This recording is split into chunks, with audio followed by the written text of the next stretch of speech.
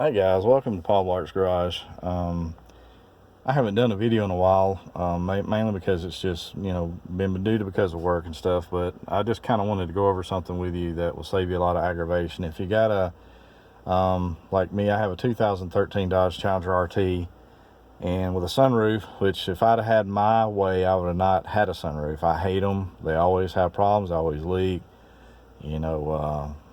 I just hate sunroofs. And as you can see from my headliner hanging down, and just looking in here, that I've been in here struggling, trying to get this headliner down because these things are motors.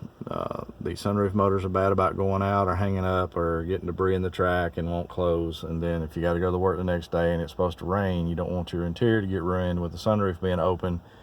And Dodge was dumb enough not to make the motor to where you can actually put some kind of a star bit or something in there, a Carter bit, and turn it and actually manually close it, like most cars do. There's some Dodges that up there where your control panel is for the sunroof, you pop it down and it has the electric motor there in some models of Dodges and Fords and other vehicles, and you can just put a star bit or something in it and crank it until the sunroof closes, and then you're good until you can get it fixed. But unfortunately for a 14 through 12, you got to take the headliner out, which means in a lot of cases when you take it down, you bent the headliner up, and when you try to get it all back together, it sags and looks like crap, and you end up having to buy another headliner, which may be where I go with this. But anyway, to make a long story short, you have to take the pillars loose. I suggest you go to Harbor Freight and buy some plastic tools like this that helps you get these the pillars and stuff down and out. You have to take the control panel down up there, which is it doesn't have any screws or anything you got to take out, but just pop it out with them plastic tools that you get at Harbor Freight. And when you pop it out, it's got like 3 or 4 plug-ins that you got to undo and set it to the side. And your sun visors, you'll use a star bits to get them out. And then the oh crap bar on the passenger side, that's only located on the passenger side, you have to use these blue plastic tools from Harbor Freight to pop the panels down where you can actually get to the screw star bits on them. And then back here, right there, I don't know if you can see it, about where you hang your clothes and stuff, like a clothes hanger or something there, the little hook there, plastic, it's got a piece you pop out of it and get to the bolts on it. And then you just basically, after pulling all the pillars and stuff down and getting everything down that's hindering you from dropping the headliner, you just kind of falls out of the way when you get everything moved. And then you'll see this motor exposed, which is the electric motor, and it's located in the back of the car. And it has a plastic cover that'll cover this here, and there's basically nothing that you can stick. I figured when I first saw it, you see this right here, I'm thinking, okay, there's something that I can actually stick in there to turn that without without having to take it apart, which there wasn't. It's just a round hole, and as you can see there, it's just rounded. It's not to where you can stick a star bit or a Carter key or anything like that in there. It's just a round hole, and I think there's 1, 2, 3, 4, 5, 6 bolts holding this plastic cover that was on here.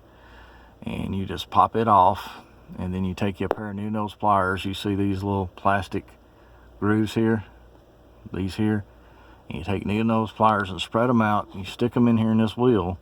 You get somebody on the outside, and you turn it clockwise. And see that gear right there? There's the gears, and there's plastic gears right here. And you turn it counterclockwise, or you turn it just a little bit, and when it starts going down, if you turn it the right way, have somebody say, okay, it's going down, and that way I believe mine was clockwise. Yours may be counterclockwise, I don't know, but took 2 people to do it, and I just turned it until just kept the 2 needle nose pliers, stuck them right here. Use 1 needle nose pliers, excuse me. Let me see if I can find it. I got grease all over my fingers. Try not to get it on my leather. Hang on just a second. Anyway, needle nose pliers, and you just take them right like that, and you just turn it. I'm not going to do it because I got mine shut where I need it, and you just kind of push up and turn it. And when that plastic wheel starts turning, those gears and stuff will turn, and it'll close your sunroof. And once it's closed, what I would do is I'd unplug this wire right here that goes to the motor. And if you're not planning on, I mean, you know, I'm gonna have to put mine in the shop if I want it fixed. This motor's got to be replaced probably, more than likely, because I tried all the reset features for the controls that people are saying that, you know, happens, and that's what you got to do, which mine would not go forward at all, even when I pulled the fuse and undone the battery and tried all the little things you read online that doesn't have no pictures, that doesn't show you anything, and none of that worked. I even called Dodge, and you know, they were like, bring it in, you know, and you're looking at $100 bill just for them to open the door and look inside your cockpit most of the time, unless you know somebody, and which I don't. But anyway, once you turn this and you get it closed, then you just put everything back, put all the plastic pieces and everything back on here, and then try to fish, and hopefully you've not messed your headliner up. And you know, your headliner's got all these clips and stuff that pop back in, which that goes on the backup light. This part here does. And you kind of fish it back up there, and then put your pillars and stuff back in, pop them back in. It'll help hold the liner up, and then you just, you know, put your coat rack stuff here. That's had the coat rack part here, and there's one on that side, and then the old crap bar over there, and then your sun visors and stuff. And that way, I mean, you never have to worry about, you know, somebody opening your sun visor going down the roads. That's what happened to me. I allowed my son to borrow my car, and when we first bought the car, the sunroof was having problems, and I'd never used it, and he got in it and wanted the sunroof down, and then, you know, he mashed the button, and then there I am. I'm spending both my off days, you know, messing around with this thing.